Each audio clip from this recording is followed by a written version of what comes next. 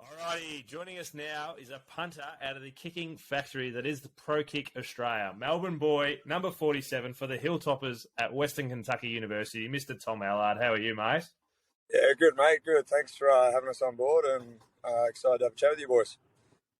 No, mate, we appreciate you coming on, especially you just said you're 12 hours into a car trip. Yeah, so I'm sitting here with one of our big O-line guys, one of my best friends over here, Big Mike, we call him, and he's a Texas born and raised lad, so we thought we got spring break, might as well drive to Texas.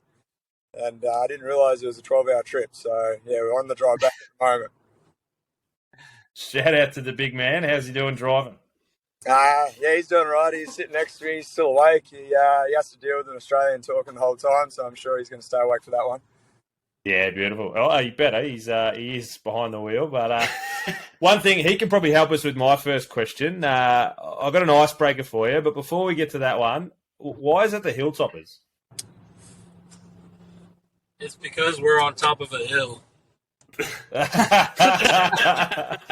I didn't want to think that it was that simple, but it makes sense. So, yeah, our old stadium used to be up the top of a hill, and obviously they weren't too creative with the names at the time, and they just thought the Hilltoppers were on top of a hill. So, yeah, that's pretty much the You just got to keep it simple sometimes. That works. Yeah, it always works. And everyone asks, what's the mascot? What's a Hilltopper?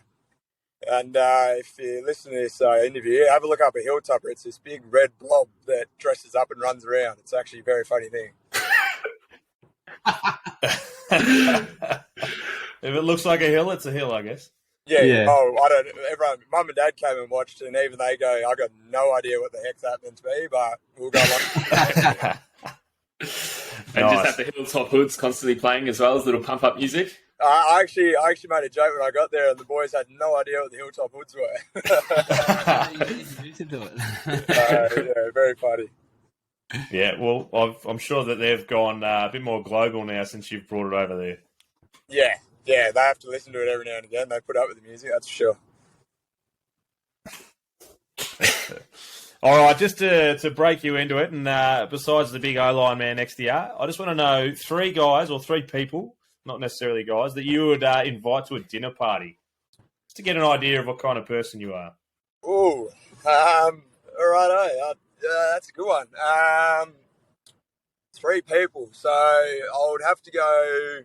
LeBron James would probably be my first one, just to sort of pick his brain and get some, sporting stories out of him, how he's obviously what his aspirations were as a kid and how he got to where he was today would be a good one. Everyone would say their dad, but I've dinner with my dad pretty regularly, so definitely not him. My next one would definitely, that's a hard one. Tiger Woods would probably be my other one because I actually am I'm a golfer, and he's obviously had his highs and lows in his life. So again, just to pick his brain and just sort of see how he overcame all the issues that he had as an athlete and how to move past that. And my last one would be Ed Sheeran, actually, because I love his music and I just find him a very funny dude as well. So I reckon he'd be a bit of a laugh at a dinner. I think he doesn't mind a beer or two, Ed, as well. So he'd probably be pretty fun to have at the dinner table, I reckon. Yeah, I guess so. So, what's your handicap if you're a golfer, or are you just a knock around kind of golfer like the rest of us? Nah, so actually that was my second sport back home. I was, as a kid, I did a couple of tournaments, and I did a thing called the Graham Marsh Foundation, which was an academy. And me being a kid at the time, I had the choice out of golf and obviously AFL. And I was so bored of golf because there was no physical contact in it. So I was like, Mum, I'm not playing. Mum, Dad, I'm not playing this anymore. I'm gonna go back to playing footy. So not realising the money you can make out of golf, and and the lifestyle, football and head knocks and being knocked out and all that sort of stuff over just a nice casual Saturday stroll through the woods. So. And who knew that Liv was coming? You could have been on the Liv tour earning $100 million. Would have been handy. You've kind of creeped on my first question, which is you are born and raised in Melbourne. Whereabouts? And AFL, was that obviously always the passion alongside golf? Yeah, so I was born in Melbourne, and we grew up in, Mount Martha, I think it was called. But we moved to actually West Australia when I was only about 6 months old. So I was pretty much raised in WA for 16 years. Went to an amazing school over there called Guildford Grammar and Helena College. And I sort of, yeah, my family's sort of pretty heavily involved in the AFL world. So I guess that was just sort of the path that I sort of wanted to take as a kid. Obviously, everyone wants to be like their cousin or their uncle. Or my dad was a basketballer, but I was never any good at basketball, no matter how hard he taught me. So yeah, I sort of just wanted to follow in the footsteps of what the family was and sort of chuck the boots on as a kid and see how far I can go with the AFL system. So that was always an experience. And yeah, then I moved back to Melbourne when I was 16 and stayed in Melbourne till I think I was 21. And then I moved to Gold Coast, play up in Gold Coast for 2 years. So sort of went all around Australia, really. Yeah. What kind of? I saw you had a big raking left foot. What kind of player were you? I was actually thrown everywhere, to be honest with you. I sort of started off. Obviously, everyone wants to be a forward. You want to kick some goals, and then I used to get called like a little whippet because obviously I don't have the biggest frame, but I could run all day. No one could catch me. No one could stop me. And so usually off the halfback flank or wing type scenario. And obviously, when I started getting older, I realised I didn't really want to run as fast and as far as what I should have. And I tried to get isolated down in like little forward pocket role. So a bit all over the ground, really. But yeah, mainly through the midfield as well, just off that wing. Yeah, nice. What age did you sort of keep like staying at the AFL with them? Like what standard did you get to? Obviously, like played once you come back to Melbourne. What sort of level did you get to? Yeah, so I sort of from 16 to 18, I sort of just played local and TAC through Melbourne. I didn't play any games for TAC, and then I started playing VFL when I was 18 at the Northern Blues and Bullhounds. They might have been back then, and I spent 7 years in the system. So I went from the Blues to Coburg. Coburg spent 6 months, I think, at Richmond. And then I finished off at Werribee. And then after Werribee, I went and played NEFL for 2 years at Southport. And that was when we won a grand final. So that was pretty awesome. And yeah, that was it for me. Once I sort of finished up at NEFL, I sort of just had the realisation of that was it for me. I just want to enjoy life a bit more rather than worrying about football, obviously. And I came back home to Melbourne and I played local for Murderford in the country. So I played for the Ovens of Murray.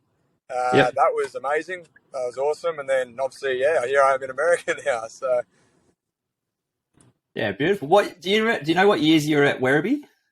Oh, Johnny Lamont coached me 20. So Southport, we would have won the flag 2020, I think, maybe. Yep. So I would have been there from 2017 to start 2019 because then I went over. Yeah, beautiful. I play footy with a few lads that have come through Werribee. But so what age did you sort of like start to think, oh, maybe punting might be a bit of a dream that you could chase? Like when did that sort of start to creep in? Well, I'll get Mum to watch this because I'll give her a mention. Mum, I've always had a good foot, always could kick a ball, and Mum was on my back. I remember watching NFL because I'm a Cowboys man and Dad's a Raiders man. So we always have a banter, and we're watching it, and Mum was like, you could do that. You could be that person kicking the ball. And I'm like, you don't even know the role, Mum. Like, why are you saying this? And, I was sort of sitting there, and it was when COVID hit.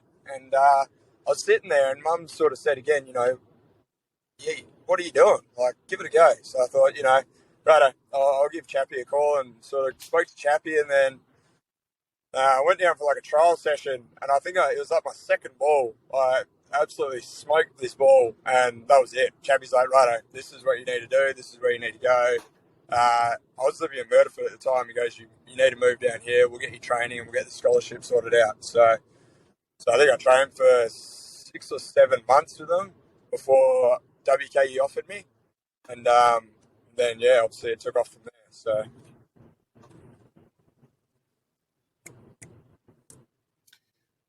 shout outs to Mum. Props to Mum for sure. Sorry, you broke up a little bit. So is that you got in touch with the Pro Kick guys? Sorry, yeah. So I got in touch with Pro Kick Chappie, and sort of went from there and had a trial session and all that sort of stuff, and then sort of 6 months down the track, I got offered, and a year later I was in America. So it sort of worked out really well. It's a pretty quick turnaround. Like they've had a lot of success. Like the Pro Kick guys, a lot of guys, particularly from down our way, like the ex-AFL guys. That's a really quick process. Like, did you find like it was enjoyable going through that process and like finding college and all that sort of stuff? Like it was enjoyable for you? Yeah, I loved it. I mean, obviously I'm not young. I'm 28 years old. So, and it's pretty funny when people ask you over here how old you are, because obviously a freshman in college and you're 28 years old, and they sort of go, "What are you doing with your life?" Yeah. But obviously it's good. It was good for me because I've been through that professional environment, obviously, with my football. So it was interesting to see how we had to train as a group, obviously, and just sort of helping all those young kids out as well. I had Maxie Fletcher training with me at the time before he went to Arkansas. And I helped him out a fair bit because I was really close with him and his family.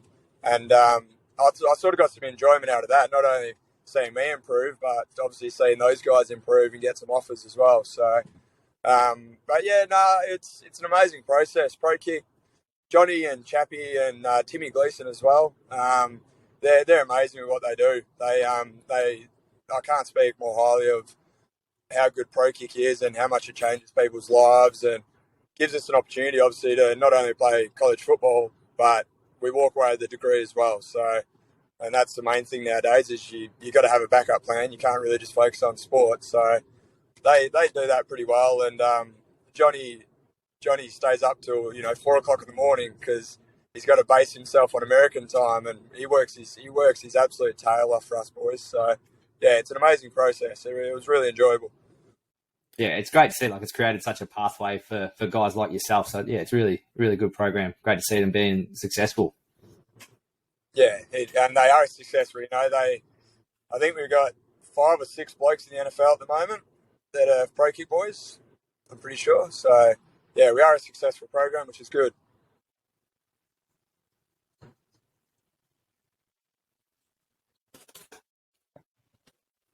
There we go. I'm back. So yeah, but and there's still more to come. That's the thing. They don't stop. They keep going. So it'll be interesting to see what the next colleges they conquer. Yeah.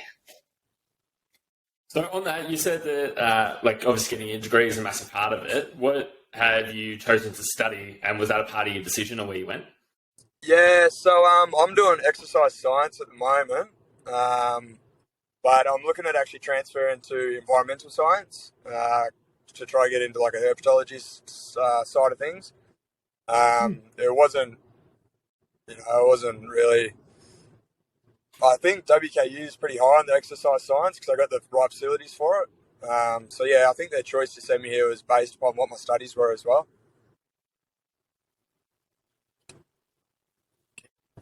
And what's the decision to swap to environmental science? So I actually when I was back in Australia, I dealt with highly venomous snakes and crocodiles. So I know it's not the most normal thing to do, but I think I was the only one actually. I had the top 20 most venomous snakes in the world. So I want to obviously take my herpetology. Oh mate, you should see Mum when I rock up with a new snake every day when I was at home. It was pretty funny. But I sort of want to go down that herpetology stream just because if I'm going to do something, I'll do something that I love and enjoy. So, yeah. So you announced in 2021 that you were heading over there to play at Western Kentucky. How did WKU come about, and why did you end up going there? So they were my first offer, and the guy who punted before me, John Haggerty, is insanely good. I can't say how good he is as a punter. I think he's ranked number 13 in America at the moment, like including NFL. So he's doing very, very well for himself. And I just thought obviously that would be a good opportunity for me, coming in after him and sort of backing him up. And obviously the eyes are already on WKU if he's doing what he's doing. So I just thought it was an amazing opportunity for me to come in and take over the role that he sort of left and hit the ground running. So they were just the first decision that I didn't think twice about it, obviously. I trust Johnny and Chappie with what they're doing, with their sending people where they want to send them. So, and I rocked up here on the first day and it was snowing and minus 20 degrees, and I sort of jumped off the airplane in just shirt, shorts and thongs, so we call them. And I was like, what have I got myself into here? So it's interesting, but this school's great. WKU is an amazing environment. It's, we've had some great success over the last 3 to 5 years. I think they've been very competitive, and we had our quarterback Bailey Zappi get drafted last year, and one of D'Angelo Malone got drafted too, and then Jarrett Stearns, our receiver, got drafted as well. So, we've been a successful school, which also played a big role in my decision. You would have had the decision pretty early, knowing going into pro kick that you'd have to uproot your life and ship off overseas. How did you actually find that, like, coming to that decision, or was it as quick and easy as you're making it sound? Yeah, I mean, everyone acts big and tough and says, "Oh, it was easy," and well, obviously it's never easy. At the time, my sister actually just had her first baby when I think it was about 3 months after I committed, I hope to say. So that obviously was pretty hard for me. I missed out on the first, obviously, few years of my niece's life. And, everyone says they want to get away from mum and dad, and I can't wait to move out, and I can't wait. But, obviously I'm going to miss them as much as I can. And for me personally, I found it easy because I'd lived by myself in Gold Coast, and I've been out of home for nearly 7 years. So I didn't find that side of things hard at all. I think the lead up to it, sorting out the money, sorting out your flights, sorting out all that sort of stuff, that was chaotic. Thankfully my mum helped me out with 99% of all that. Otherwise, I'd probably taken a flight to Hong Kong. I don't know. But no, it is hard.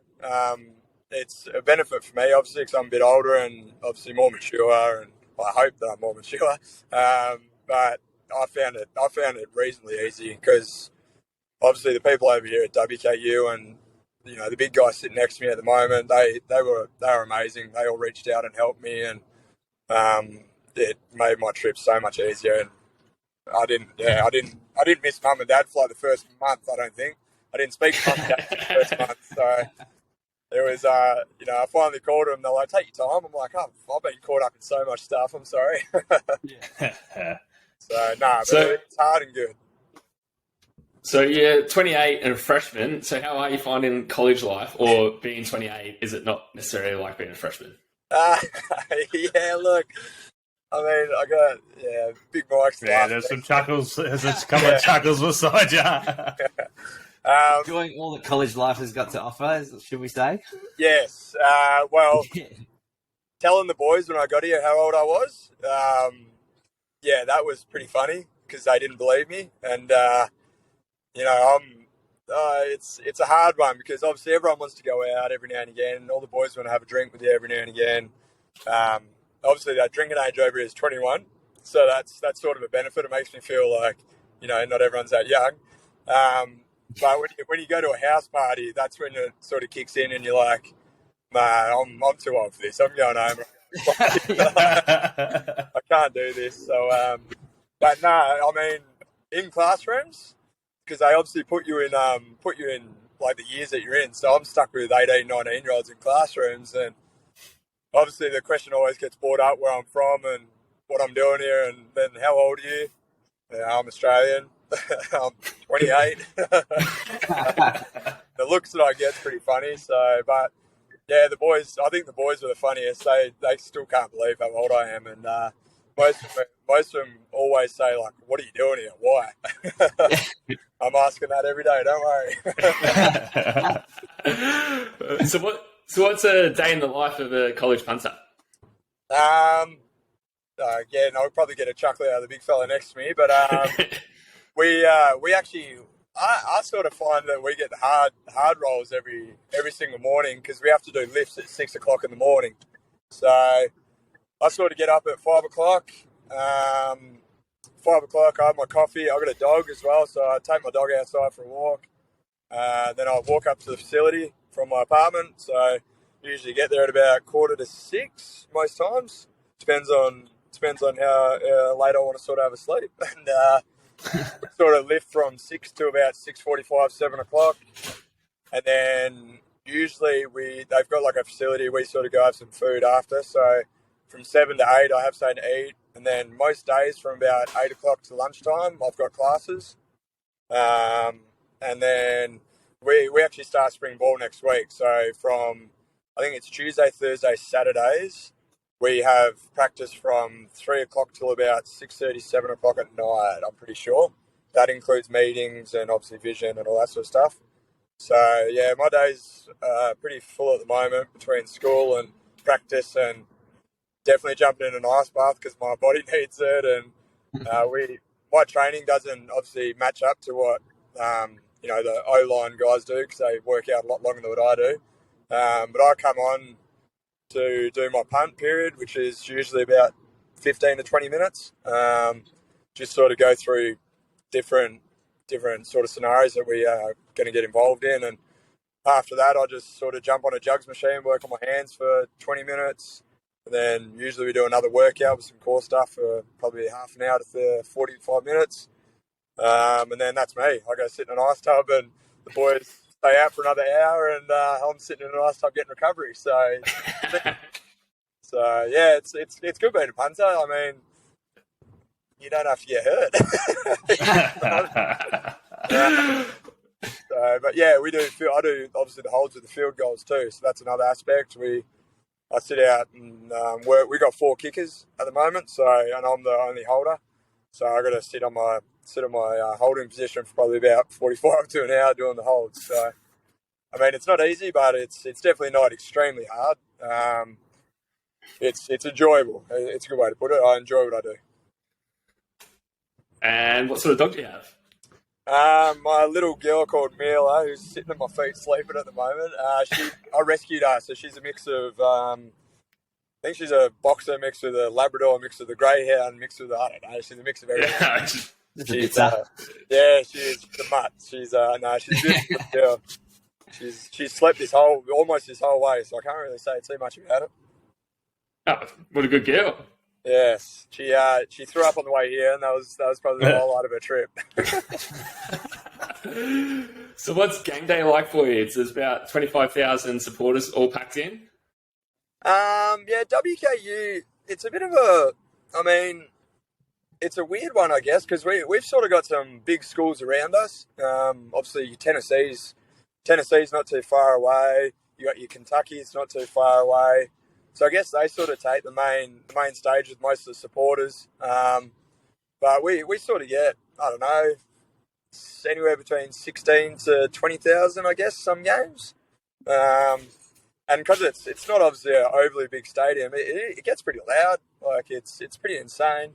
But the supporters are pretty diehard at WKU. They'll tell you what their thoughts are in the game probably after a touchdown scored against the other team or something. They hang over the fence and scream at you, which is good fun. But no, it's the supporter base here it's just a country town, I guess, a good way to put it. So you either love your football or you don't here, and the people that do, they come to the games. So yeah, it's good.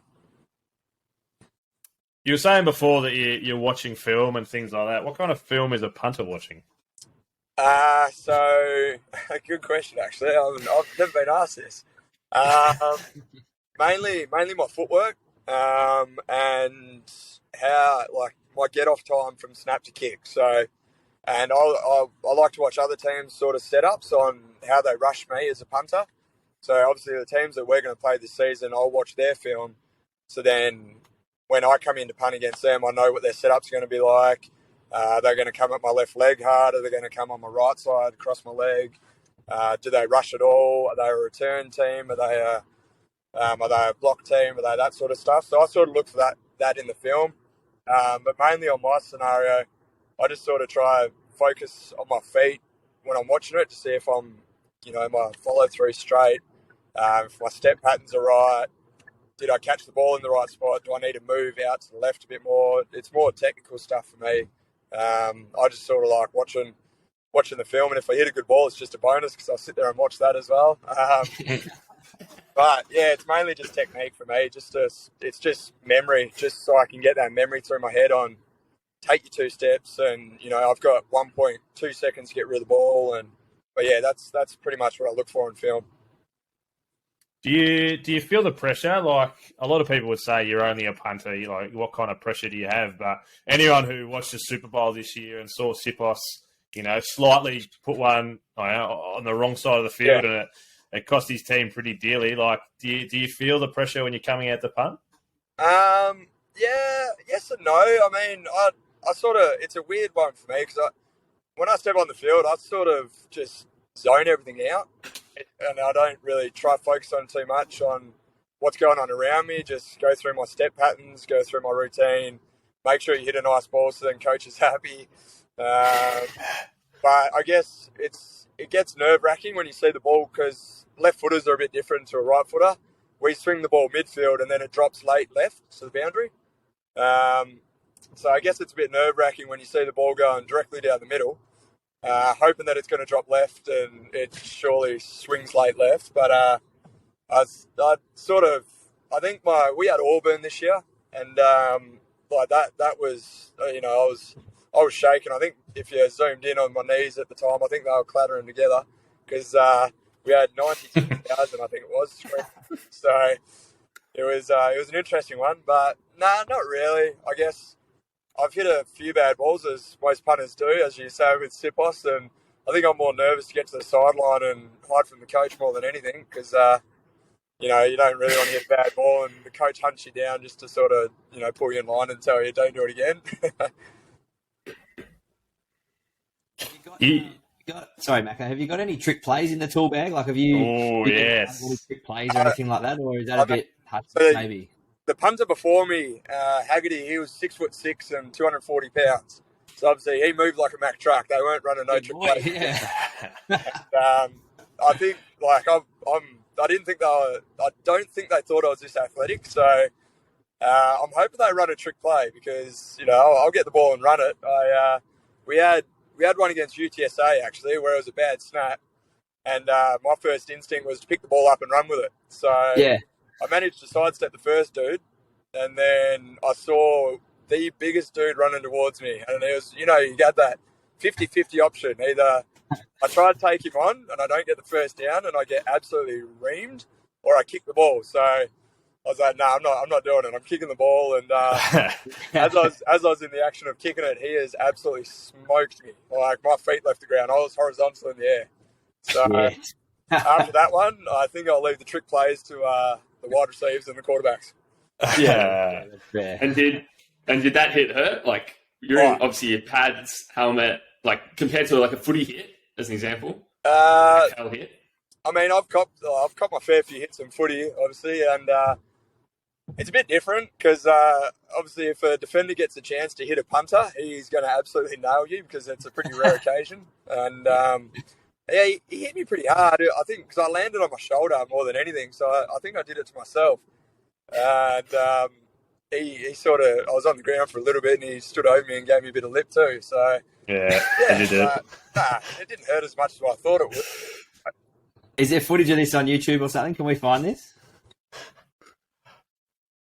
I've actually got the film, so I'm gonna have to send it to you boys. Yes, we'll get you to send it back out. That'd be great. Yeah. What about slinging it? You said you were nice. Yeah, you said you don't want to run the ball, but can you sling it down the field? Yeah, probably wouldn't be trusted to throw a ball. No. Might leave that to the QB, maybe. No, I've tried. I've had a couple of shoulder surgeries, so I definitely won't be trying too hard to throw it or come out of socket, I think. Nah, fair enough. You said you had the big man before you that was setting 13th in the world, I guess. Yeah. But do you have certain KPIs that you want to hit, and like average distance or times inside the 20 kind of stuff? Oh, hang on. no. You've lost reception. He's gone. He's gone. 5 bars. What's going on? Yes. If you had to chop it, it's 30 minutes. I don't understand why I just lost service. Not yet. But I'm back. There he is. You're back. Americans, I tell you. Yeah, we've had a few on the pod in the past, gloating how good their internet is, but can't even hold a conversation on the road. No, we're going through Nashville, so I don't understand why. Nah, fair enough. What was I asking? I was asking whether... KPI. Yes, KPIs. Do you have any KPIs that you like to try and hit in a game or in the season, like average distance or times inside the 20 or something like that? Yeah, so me personally, I finished this year. I think I finished with a 43.2 yard average, I think. Yeah. And yeah, so I'll try and pump the numbers up if I could. So I going into this season, I sort of want anything above 45 for me, I guess. Obviously, the more yards, the more punts that I have, the harder it's going to be, obviously. But I'll sort of set my KPI for a 45-yard season. And obviously, the net average is the most important one because you don't want the ball returned, obviously. So if I can keep a 45-yard average with about a 43 to 44 net, I've had a decent year. And inside 20s are obviously pretty important too. So anything, I think I had 16 or 17 last year. So if I can sort of get above that again, then I think I'm doing pretty well.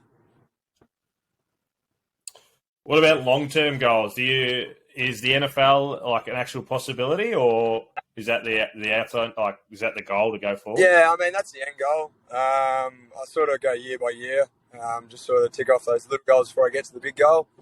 But yeah, that's the end goal. I sort of want to take another outlet, either CFL, NFL, XFL now that's come out, I guess. Yeah.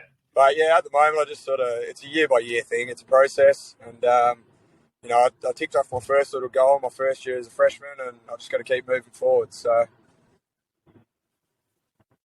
Yeah, beautiful. This has been one of the quickest half-an-hour interviews that I've ever been a part of. You really, one of the boys has said it before, you really hold the room quite well. So good by you. But one last question by me before the boys have got their final one. But just we want to thank you for coming on and giving us your time and hopefully making this car trip go a little bit quicker. Yeah, no, mate, you guys have been awesome. This is awesome. So last one from me. Will we ever see you back in Australia, or are you an American from now?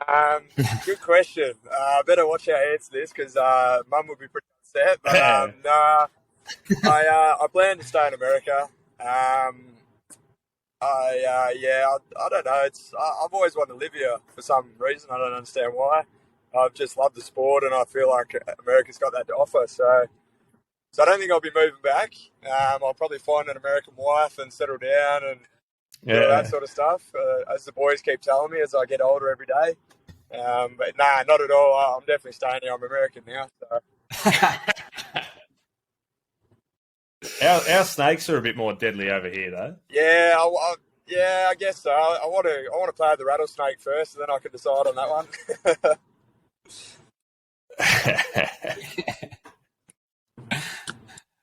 I've got two final ones for you, Tommy. Yep. So schedules coming out for the upcoming college season. You guys got big game against Ohio State.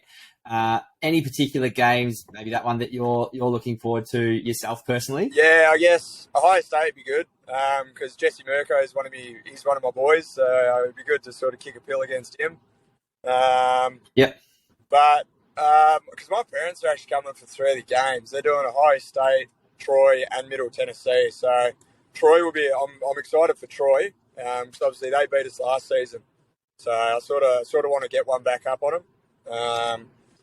And then Middle Tennessee is the other one because it's a rivalry game. It's always going to be a good game. But, yeah, mainly Troy and Ohio State are the 2 ones that I'm looking forward to.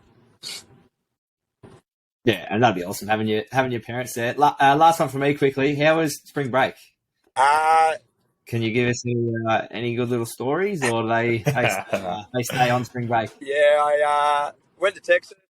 How did Big Mike go? How was Big Mike's spring break? Yeah, we had fun. We went and saw one of his boys at Texas State. Had a night out on the town.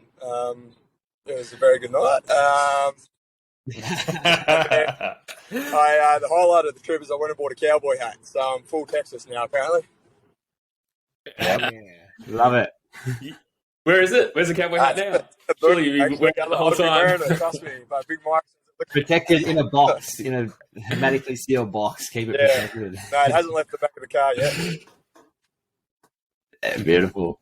So with the next season coming up, like what for you personally, like as a punter, what would you class like a successful season? A successful season, obviously, championships on the mind for us. I want to win a championship. We fell short last season, unfortunately. But personal goals for me, I guess I finished the year in the freshman team of the year for the conference, which was obviously a pretty good goal for me to tick off. But I want that first team conference team by the end of the year just for a personal goal. So I want to finish up in that first team and then win a championship. It's everyone's dream in a college to win a championship, and I think we've got the right sort of right players and coaching staff to make that happen this season. So wait and see, and hopefully I'll walk away with 2 rings at the end of the year, the bowl game and a championship ring. Oh yeah, hell yeah! A couple of rings in the closet's always a good one. Yeah, beautiful, mate. We appreciate you coming on and giving us your time, and hopefully you're a lot closer to home than you were. Yeah. And make sure you let Big Mike know next year that he's next to come on. He's sitting next to me and he's giving me the salute. So you boys are more than welcome to interview him anytime. Oh yeah, let him know that. We need an American point of view in regards to the college system. So I look forward to chatting to him. Beautiful. I'll send you his link, and hopefully you guys can get it organised. Beautiful. Appreciate it, mate. We'll be keeping an eye on WKU, and make sure you a few more bombs over 50 would be good. Yeah, trust me. I think the coach will be happy with that one too. Yeah. Actually, one last one: 50-yard punt or a 50-yard bomb from outside, like having a shot on goal, which is hard. Oh, mate, a 50-yard shot on goal any day of the week from that left. I've got a few clips on that one. Don't worry. Yeah, nice. All right, mate. We appreciate your time. Enjoy the rest of the trip. Beautiful, home. boys. Thanks very much for that, and I'll speak to you guys soon. Awesome. Cheers, mate. Thanks, mate. Rest of the season, mate.